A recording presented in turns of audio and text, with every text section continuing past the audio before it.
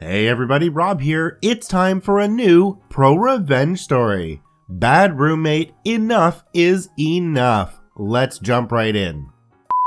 Hey, did you know 68% of people who watch my videos aren't even subscribed to the channel? You don't want to be one of those people. Hit that subscribe button for more daily Reddit stories. A few years ago, when I was in my early 20s, I moved in with a friend. We'll call him Bob. Bob was a bit of a heavy drinker and partier, but mainly did so outside the house, so it was really no inconvenience. It was me and my long-since ex-girlfriend also living there. I had lost my job and been out of work for a while, not for lack of trying. In a very small town with not much to do for work, Bob worked 2 jobs. He loved money and alcohol so much he didn't mind if he hardly had a life to get to enjoy it. And my girlfriend worked in a nursing home during the day.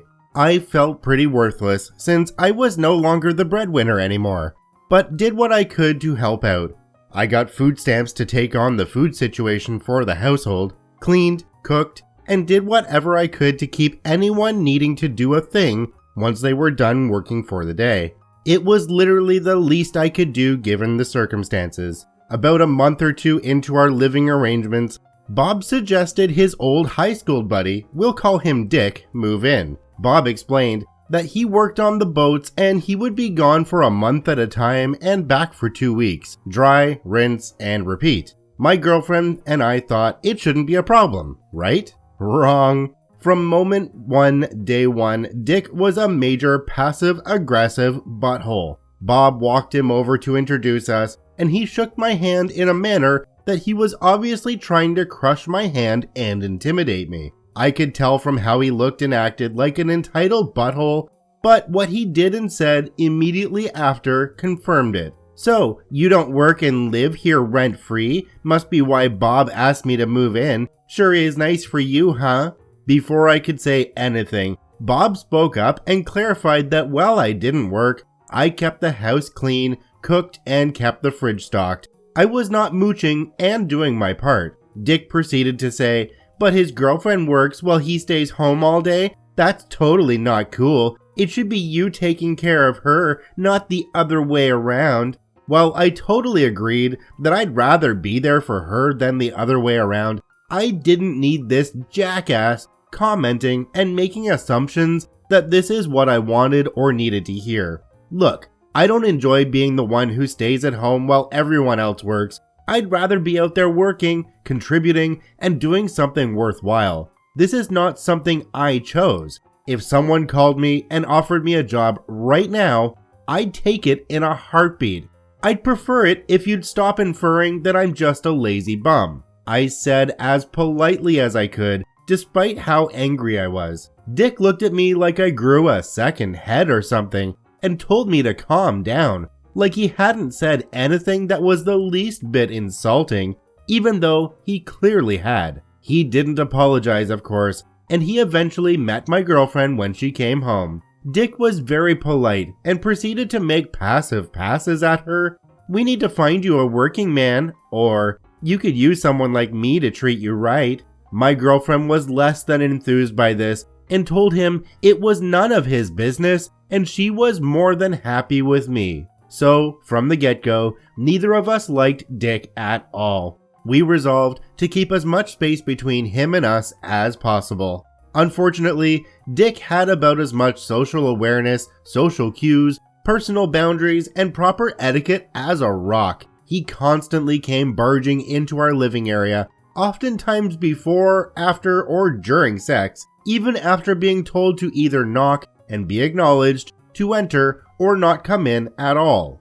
Also, Dick turned the upstairs half of the house into a 2-week-long party central when he was home. It was loud, between having over a dozen people, all drunkenly stomping around and being loud. He was blaring music so loud that the entire house was vibrating. His parties were also causing a huge mess in both the house and yard, as well as damage. Dick and his buddies were also cleaning out the cupboards and fridge of all the food for the rest of us, effectively leaving the rest of us with nothing and having to rebuy the food out of pocket. Bob was almost never home. He was either working or at a girlfriend's place. Even when he was home, he came in so drunk that he would pass out so hard he couldn't hear any of it. He also woke up hungover and rushing into work, so we hardly noticed all that was going on. My girlfriend and I sat down with Bob and explained the situation to him. We explained that we had tried talking to Dick and telling him that he needed to quit coming into our living area all the time, and to either politely keep it down so my girlfriend could get some sleep for work, or take it elsewhere. We told him about the food, the major mess he was making, and the damage to the house. Bob was livid. He told us that he'd have a talk with Dick and fix it. We hoped that would fix the issue. Wrong. This clearly, like everything else, didn't get through at all. And from there, it only got worse. The intrusions into our living area were more frequent, ruining our sex life when Dick was home, and the parties got even bigger and more out of hand. A couple of times, the neighbors actually called the cops on Dick's parties, and he still wouldn't calm down.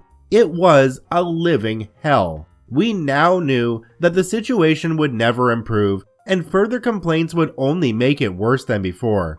We couldn't move out given our financial situation, and between us and Dick being Bob's oldest and best friend, we didn't want to risk getting kicked out for causing issues. So I began finding ways to get back at Dick silently and without a way to try and link it to us. Firstly, he had to do his laundry downstairs, since that's where the washer and dryer were located in our living area. So whenever he had to put his laundry in the dryer, I'd stop it and pee in it before starting it up again. All his clothes and bedding smelled like straight up piss, and he couldn't figure out why. Dick wasn't the sharpest tool in the shed. Secondly, whenever Dick was gone, I'd go upstairs and dump out 75% of the alcohol out and replaced it with water.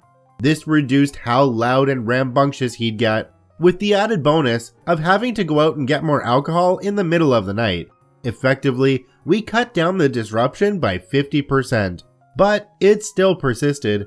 Thirdly, I would also, just for fun, put his toothbrush in the dirty toilet while he was out and put it back. Dick started complaining that he constantly tasted shit every time he used his toothbrush and that he couldn't understand why. This was just icing for me, but he actually had a lot of trouble hooking up with anyone because of it. Eventually, despite all this, it didn't rid us of either his presence or behavior, and it was still taking its toll on my girlfriend. This had continued for a few months before I concocted a way to get him out of the house longer. Dick always left on the last Saturday of his 2 weeks off in the morning to return to the boats. He also had a big fancy truck with huge custom tires on it. These tires typically ran about $300 to $400 a tire and were special order tires, hard to find outside of ordering them online. So I started putting nails under a couple of his tires before he left, so they'd puncture his tires when he left, but they wouldn't go flat immediately. He'd get to the boats fine, but his tires would be flat. Dick would have to stay a week or even the whole 2 weeks special ordering or tracking down new tires. While he was stuck in the town he was in at hotel. My girlfriend and I would either have just 1 week of misery or the whole thing being peace and quiet. It was glorious. This continued for about 2 or 3 months before Dick finally couldn't take all his misfortune anymore. He told Bob that he was moving out when he got back and that it was because everything was going wrong since he moved in. This was especially funny because Bob told us afterwards that he was planning to ask Dick to move out because he was trashing the house, driving up the utilities, eating all the food, and refusing to pay the difference. Dick finally showed up a week late from the boats because of the tire situation, so there was no time for him to relax between finding somewhere to put his stuff, somewhere to live, and move everything. This took him all of his final off week to do. Finally, on his last day, Dick came busting into our room and started being rude and saying he was leaving because everything had been going wrong and felt off since he moved in, clearly wanting sympathy or something. We just nodded and said that's tough, while going about our business. Dick just kept going on and on about everything, despite the fact that we weren't paying him any attention, and you could clearly see that we didn't care about anything he had to say. Finally, we both got fed up and just looked him dead in the eye and told him he had been a terrible roommate who had no respect for anyone and that he deserved everything that was happening to him plus some. He stormed off and we never saw him again.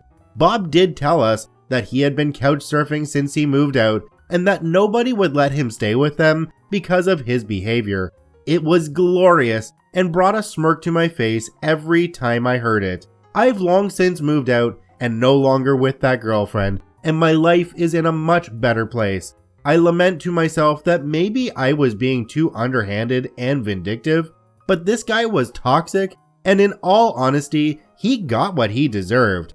I just hope no one else gets stuck rooming with this guy. In the comments, it appears that people were arguing whether this belonged in the ProRevenge subreddit or not, and I would say that all of the little petty revenges that were enacted all add up to a good ProRevenge. But what do you guys think? I'd love to see your comments down below.